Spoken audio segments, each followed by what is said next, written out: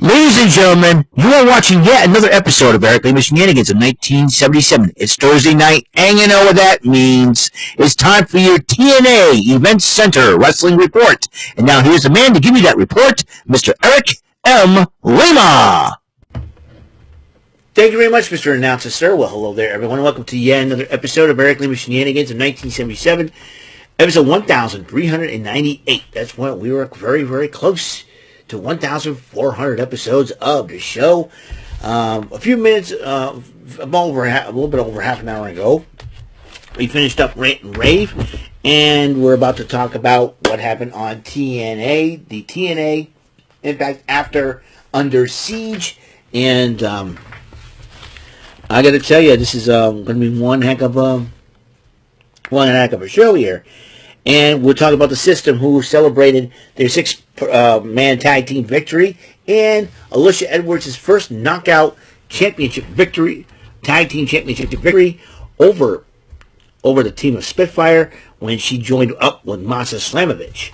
So they came out and they had four cheerleaders and doing some kind of like cheer dance, and they were talking about their tag team victory, and they started talking trash to the fans and all that. Here comes broken Matt Hardy interrupting the System, and he believes that he should get a shot at the title and all that. But then he called Alicia Edwards a snow witch. That was really strange. And so after a little banter back and forth between the System and broken Matt Hardy decided to grab a steel chair and attack the System, but they fought back. It was a 3-on-1 situation. It was a 3-on-1 situation until Ryan Nemeth, the brother of Nick Nemeth, came out with a kendo stick, coming out and attacking and attacking the System, and chased him out of the ring. And then Gia Miller interviewed ABC, and since both of them have failed in their bid to unseat Mustafa Ali for the X Division title, they decided to go at they had a little tense here and there, like somebody should have watched my back because Secret Service, but all we care about is the X Division title. We're hoping to get another shot. And so Santino made a tag team match between Speedball Mountain and ABC. The winning team of that matchup of that main event matchup will take on each other to decide the number one contender to Mustafa Ali's X Division Championship. More on that situation. And first action of the night would actually no, not yet. The System demands answers from Santino Marella about what they're going to do about Matt Hardy and Ryan Nemeth. So Santino said, I got something planned big. You just have to wait and see. You don't have to be patient with me. That's not how the System works. I always said, either you clam it and shut up, or I'll strip you of the belts. What are you going to do? All right? If I were Santino Marella, I'd be like, I have the ball. I'm running with it. I call the shots. You just sit there and chill. I got something that can help you guys out. You have to sit there and chill. I am not telling you until I get all the pieces of the puzzle together. That's what I would have done. And if you keep coming at me again, I will do something that I probably don't want to do, and then strip you of the belts. Anyways. So, first action of the night, FBI, the full-blooded Italians, that's the team of Ray Jazz and Zach Clayton with Little Guido in their corner, going up against First Class, Rich Swann, and AJ Francis. And AJ Francis, well, AJ Francis and Rich Swann did end up winning their matchup. Then Jake Something and the Rascals come out to Santino with some demands. So they would say they want a match. You want a match? Yeah. How about this? You guys take on Jake Something in a tag team matches. Who's his partner? And then Cody Deaner comes up and says, hey, it's not for us to all decide. It's for the people to decide. So Jake Something says, okay, fine. So, anyways, there's a sound check with Alan Angels and with guest Steph DeLinder and Khan. Alan Angels started asking some stupid questions that prompted Khan to get up and tried to attack him. He said, "We need security," and he tossed security aside, and he threw one of the security members right into Alan Angels, knocking him down. Oh yeah, another talk show gone awry. That's the way it is. Jay Sumpton and Cody Deaner in a tag team match against the Rascals, and Cody Deaner did address the crowd before the match of what kind of match they want.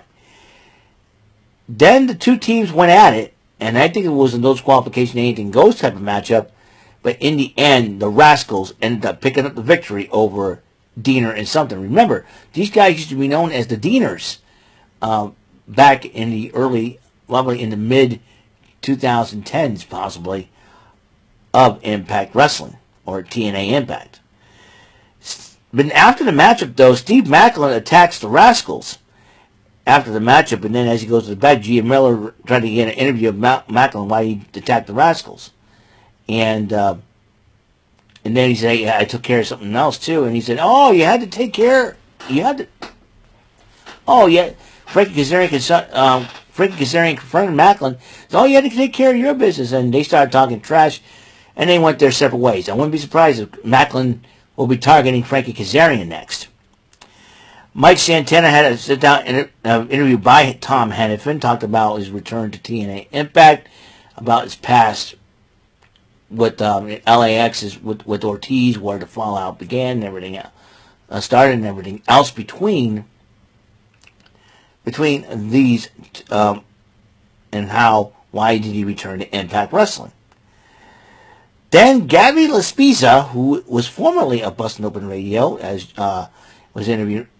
I was in the ring, and she explained that she interviewed a lot of wrestling personalities. So, and George Iceman, the personal concierge of Ash by Elegance, came out to introduce her, and then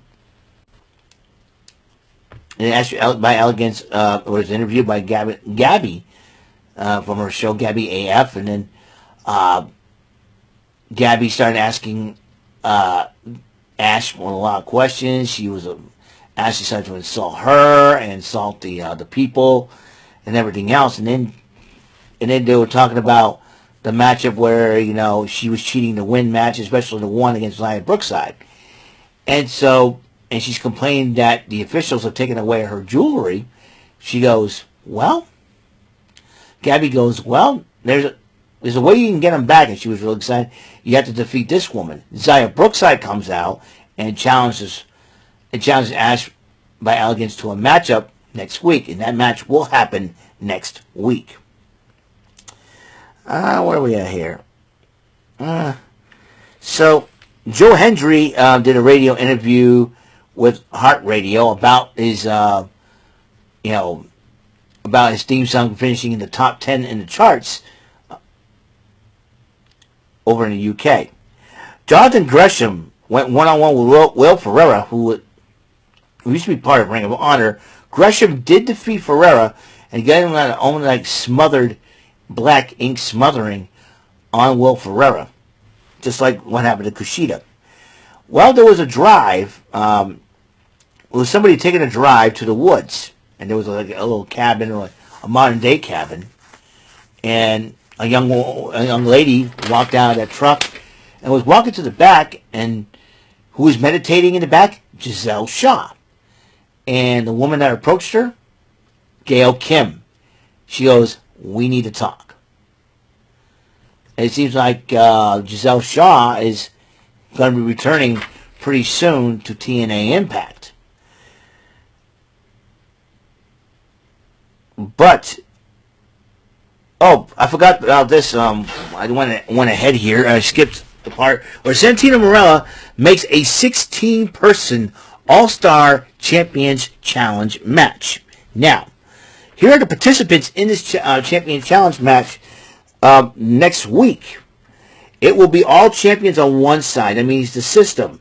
That means the system. Moose, Alicia Edwards, Masa Slamovich, Brian Myers, Eddie Edwards are also joining up with Jordan Grace and Laredo Kid, who is the digital media champion, and Mustafa Ali.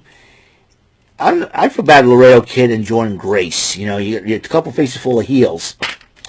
And to challenge them, it will be the team of Spitfire, Jody Threat, and and Dane Luna. Steph DeLander will be joining them alongside Ryan Nemeth, Sami Callahan, Eric Young, Joe Hendry, and Matt Hardy. Broken Matt Hardy.